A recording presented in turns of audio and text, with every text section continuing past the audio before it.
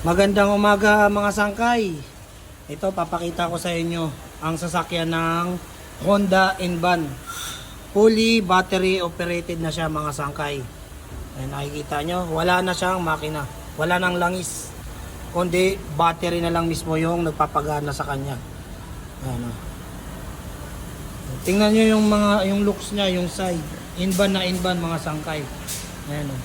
Zero emission. Ayan, sinasabi niya. Ayan. Zero emission electric vehicle. Ayan. Tingnan natin yung loob niya mga sangkay. Yung loob niya pang Invan din. Yan nakita niya. Yung dashboard niya, yung panel niya pang Invan pa rin. Pero battery operated na lang siya mga sangkay. Yung upuan, medyo may pagka-social na, comfort seat. Yung likod maluwag. Kaso wala na yung likod, tinanggal nila pang delivery. So yun lang mga sangkay, pinakita ko lang sa inyo, quick update lang tayo. Kung nagustuhan nyo mga ganitong content, follow nyo lang po ako sa aking Facebook account. Ganon din po sa aking YouTube channel, Makoy Vlogs TV, para masundan nyo pa po yung mga susunod kong i-upload. Yun lamang po mga sangkay, maraming salamat and God bless po.